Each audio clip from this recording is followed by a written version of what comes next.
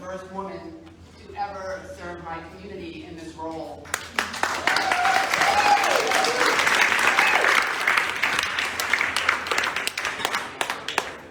I am a mother and grandmother, born here in Wareham, raised in Cedarville, small village in South Plymouth, by an elder of my tribe, my father's aunt, Verna May Harding, born January 28, 1905. I have lived on my homelands all my life. Thank you all for coming. Thank you, Meg and the Community Land and Water Coalition, for bringing us all here today. I've been asked today to offer today's land acknowledgement. Today, land acknowledgements are used by Native peoples and non-Native peoples to recognize the first call, the Wampanoag Nation. We have called this land home for thousands of years. Our ancestors are buried here, and our descendants can still be found here today. Along with the many other tribal communities and direct descendants of other tribes throughout the Commonwealth, the history of Plymouth County and Massachusetts as a whole is complex. What happened here on these lands impacted all Native nations across New England and eventually spread far and wide across this country and into the Canadian Maritimes. The spread of colonization resulted in armed conflict, murder, assaults, enslavement, dispossession of land, and it was a direct assault on all Native cultures and life ways.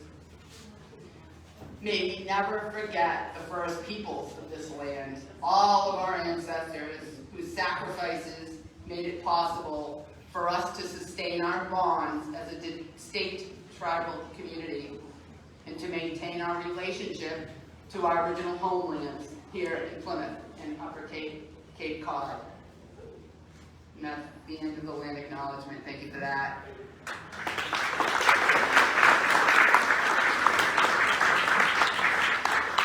So I tried not to get too wordy with this, but I'm very passionate about the words I've shared. Some of you may have heard some of these words before, but many of you who I've never met may have not.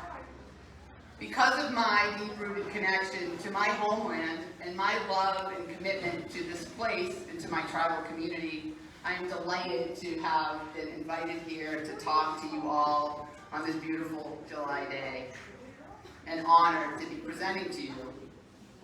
Today, our tribal community continues the work of our ancestors, protecting the land and water for our youth and for our future generations. In New England today, there is a great need for education about tribal nations, their histories, and their right to self-determination as Indigenous peoples. Education about and for tribal nations is crucial to ensuring social justice and racial equity in this region. As tribal citizens, we believe in the principles for respect for and responsibility to our ancestors.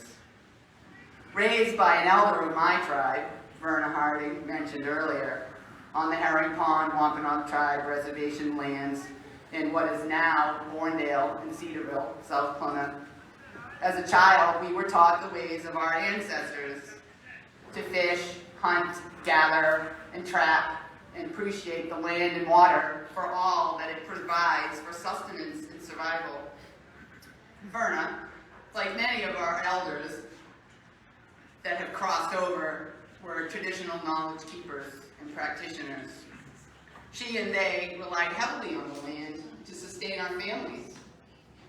Although we know there were grocery stores back then, during those times when Verna and the other elders grew up, the need to sustain themselves was built into our DNA, and one, if the only, acceptable time-honored tradition that our colonists did not take from us.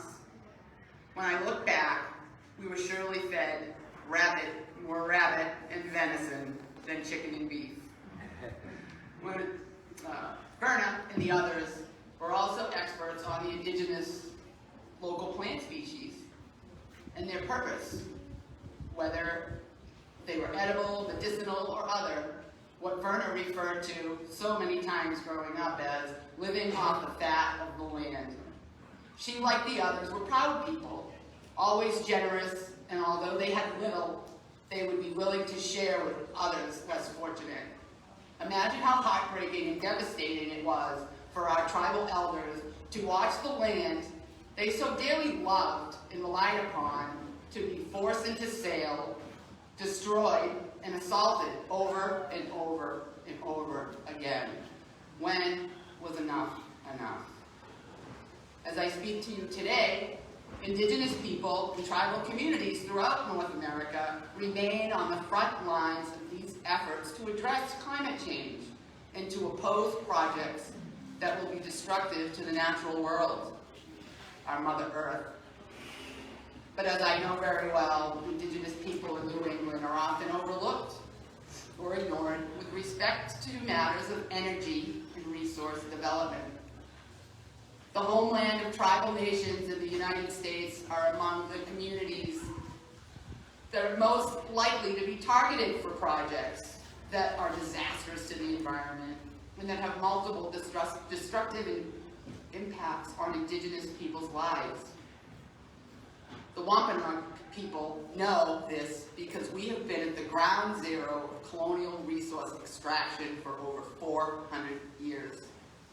Yet at the same time, as tribes whose ancestral homeland, along with our fish, forests, and other wildlife in Plymouth, Cape Cod, and abroad, was used by the Pilgrims to serve their interests as colonists. We know that we, and our history as a tribe, and others, are directly connected to the decisions that the Commonwealth of Massachusetts makes about clean and green energy projects, such as these being proposed, or that have already concluded. We know that land, water, and wildlife are our relatives to whom we have a responsibility. We reject these dangerous projects, disastrous projects. We as Indigenous people have a human right, which states Indigenous people throughout the world have a human right. UNDRIP, for one. I'll speak briefly on these. You can look it up. The UN Declaration on the Rights of Indigenous Peoples, which was endorsed by the United States Department in 2010. Of the 42 articles describing these rights, one in particular states that we have a right to good faith consultation and cooperation about matters that impact the lands of our tribal communities and their futures. Free, prior, and informed consent. Free, prior, and informed consent is a principle protected by internal human rights standards that state all peoples have the right to self-determination, and linked to the right to self-determination. We have a right to freely pursue our economic, social, and cultural development. In that spirit and solidarity, we ask you to sign our petition, demand a moratorium on solar subsidies, and approvals unless they meet the certain conditions. Like tribal nations throughout the United States, the Wampanoag people still faces the destructive impacts of colonialism, and we have witnessed the calculated attempts at our erasure and of our existence. And along with all tribal nations in the United States, we are immensely proud of our long history of resilience as Native people who have retained that deep connection to our history and to our homeland, and to the values of kinship that have always sustained us as Wampanoag people. For our tribe, and for all other tribal nations, our self-determination as people depends on fulfilling these responsibilities to our youth and to our elders.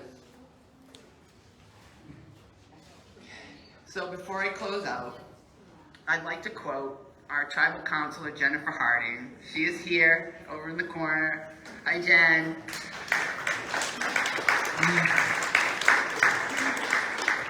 Her profound words, she spoke the other day on a panel event, and her profound words may help you all better understand Indigenous people and their connection to the land and water.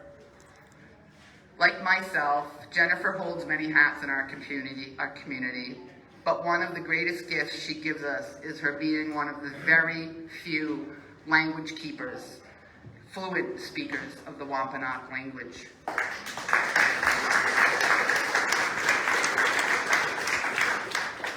And her many years as a teacher, linguist, and school nurse at the Wampanoag Language Reclamation Project, founded by Jessie Little Doe Baird, are immensely important to our healing. Jennifer said in a meeting the other day, in the Wampanoag language, there is a final marker that is called an inalienable M. You can add this onto certain words in the language, and that word will take on a entirely different meaning.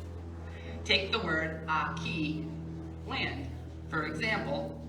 When Wampanoag people say Natakim, it does not mean just my land, as we would say in the English language.